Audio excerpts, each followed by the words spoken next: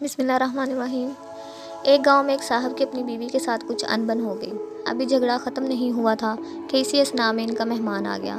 خاوند نے اسے بیٹھک میں بٹھا دیا اور بیوی سے کہا کہ فلاں رشتہ دار مہمان آیا ہے، اس کے لیے کھانا بناؤ۔ وہ غصے میں تھی، کہنے لگی نہ تمہارے لیے کھانا ہے نہ تمہارے مہمان کے لیے۔ وہ بڑا پریشان ہوا کہ لڑائی تو ہماری اپنی ہے، اگر رشتہ دار کو پتہ چل گیا تو خام خواہ کی باتیں ہوں گی، لہٰذا خاموشی سے آ کر مہمان کے پاس بیٹھ گیا۔ اتنے میں سے خیال آیا کہ چلو روٹی نہیں پکاتی تو سامنے والے ہمارے ہمسائے بہت اچھے ہیں، خاندان والی بات ہے، میں نے ایک مہمان کا کھانا پکانے کے لیے کہہ دیتا ہوں۔ چنانچہ وہ ان کے پاس گیا اور کہنے لگا کہ میری بیوی کی طبیعت خراب ہے، لہٰذا آپ ہمارے مہمان کے لیے کھانا بنا دیجیے۔ انہوں نے کہا بہت اچھا، جتنے آدمیوں کا کہیں کھانا بنا دیتے ہیں۔ وہ مطمئن ہو کر مہمان کے پاس آ کر بیٹھ گیا کہ مہمان کو کم از کم کھانا تو مل جائے گا، جس سے عزت بھی بچ جائے گی۔ تھوڑی دیر کے بعد مہمان نے کہا ذرا ٹھنڈا پانی تو لا دیجیے۔ وہ اٹھا کہ گھڑے کا ٹھنڈا پانی لاتا ہوں۔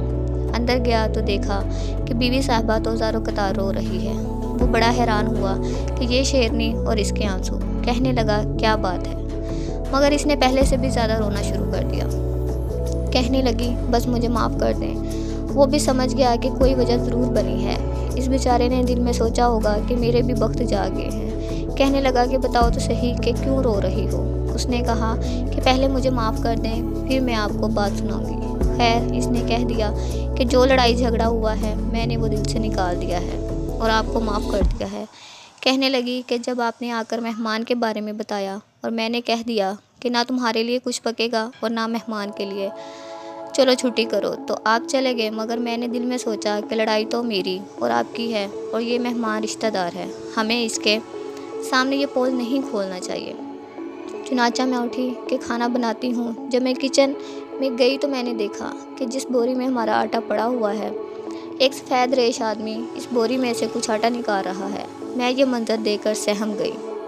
وہ مجھے کہنے لگا اے خاتون پریشان نہ ہو، یہ تمہارے مہمان کا حصہ تھا جو تمہارے آٹے میں شامل تھا۔ اب چونکہ یہ ہمسائے کے گھر میں پکنا ہے، اس لیے وہی آٹا لینے کے لیے آیا ہوں۔ مہمان بعد میں آتا ہے، جبکہ اللہ تعالیٰ اس کا رزق پہلے بھیج دیتے ہیں۔ ویڈیو پسند آئے تو لائک کریں، چینل کو سبسکرائب کریں۔ شکریہ۔